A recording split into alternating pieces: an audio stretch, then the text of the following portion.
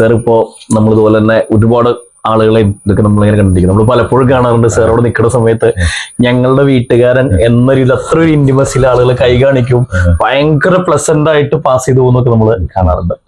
അതുപോലെ ഇത്തരത്തിൽ ഏതെങ്കിലും ഒരു ലൈഫ്, ഒരു ജീവൻ രക്ഷിക്കാൻ, അങ്ങനെ ഒരു ഓർത്തിരിക്കാൻ പറ്റുന്ന ഒരു ജീവൻ രക്ഷിക്കാൻ പറ്റിയ എന്തെങ്കിലും ഒരു സംഭവം സാറിന്റെ ഓർമ്മയിലുണ്ടോ? ഞങ്ങള് ഡോൺ ബോസ്കോ ആസ്പത്രിയിൽ കൊണ്ടുപോയി ചെന്ന് കഴിഞ്ഞപ്പോൾ ആരെങ്കിലും വേണമല്ലോ ഇദ്ദേഹത്തിന്. അങ്ങനെ ഇദ്ദേഹത്തിന്റെ അടുത്ത് 2 മൊബൈൽ ഉണ്ടായിരുന്നു. 2 മൊബൈലും 28 ലോക്കിട്ട് കൂട്ടി വെച്ചേക്കാണ്.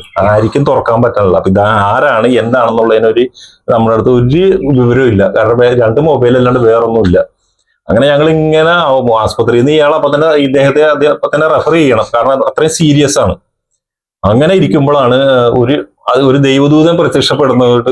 നമുക്ക് പരിചയമുള്ള ഒരു കൂട്ടുകാരൻ വന്ന് എന്ത് പറ്റി സാറേ എന്ന് ഞാൻ പറയും, ഇങ്ങനെ ഒരു പ്രശ്നമുണ്ട്, എന്ത് ചെയ്യില്ല, ലോക്ക് തുറക്കണില്ലെന്ന്. അങ്ങനെ കമ്പ്യൂട്ടർ വിദഗ്ധനായിരുന്നു പുള്ളിക്കാരൻ ടപ്പ എന്ന് പറഞ്ഞ് തുറന്ന് ലോക്ക് തുറന്നു കഴിഞ്ഞപ്പോ ഞാൻ പറഞ്ഞു അമ്മ എന്ന് പറഞ്ഞുള്ള ഇത് നോക്കാൻ പറഞ്ഞു. ഇങ്ങനെ നോക്കി കഴിഞ്ഞപ്പോ അമ്മ എന്ന് കിട്ടി. അങ്ങനെ ഞാൻ വേഗം അമ്മേനെ വിളിച്ചു. അപ്പൊ അമ്മ തിരുവനന്തപുരത്താണ് വീട്. അപ്പൊ എന്ത് പറ്റിയെന്ന് ചോദിച്ചു. ഞാൻ പറഞ്ഞു ഇന്ന ആള് അമ്മയുടെ മകനാണെന്ന് ചോദിച്ചു.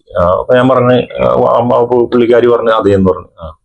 അപ്പൊ ഞാൻ ഇങ്ങനെ പറഞ്ഞില്ല, കാരണം ആക്സിഡന്റ് ആയി ബോധം കെട്ട് ആസ്പത്രിയിൽ കിടക്കണമെന്ന് പറഞ്ഞില്ല. അങ്ങനെ പറഞ്ഞു കഴിഞ്ഞാൽ അമ്മയുടെ അപ്പൊ തന്നെ ബോധം പോയതിനെ പിന്നെ നമ്മുടെ കാര്യം നടക്കുകയില്ല.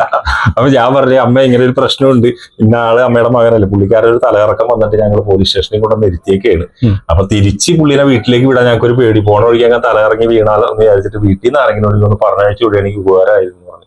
അപ്പൊ ഉണ്ടല്ലോ വീട്ടിലെ ആളുണ്ട്, നമ്മുടെ കരിമ്പാടത്താണ് അവര്, കരിമ്പാടപ്പുറം കുമാരമംഗലം അമ്പലത്തിന്റെ അടുത്താണ് അവർ താമസിക്കുന്നത്. അന്ന് എനിക്ക് നമ്പർ വരുമെന്ന് ചോദിച്ചു. അങ്ങനെ നമ്പർ കിട്ടി. അച്ഛൻ ഇദ്ദേഹം വിവാഹം കഴിച്ചേക്കണത് കുമാരമംഗലം അമ്പലത്തിൽ നിന്നാണ്. അപ്പൊ ആ അമ്മായപ്പൻ ഉണ്ടായിരുന്നു. അമ്മായപ്പനെ വിളിച്ചു വരുത്തി. അമ്മായപ്പൻ ഓടി ഡോൺ ബോസ്കോയിൽ വന്ന് അവിടെ നിന്ന് റെഫർ ചെയ്തു. 1 മാസം കഴിഞ്ഞപ്പോഴാണ് പുള്ളിക്ക് ബോധം വീണത്. അങ്ങനെ പുള്ളി രക്ഷപ്പെട്ട് ഷൈക്ക് തിരിച്ചു കിട്ടി. എന്റെ അടുത്ത് വന്ന് കൈ തൊഴുത്ത് കുറെ പ്രാർത്ഥിക്കും, കാര്യങ്ങൾ.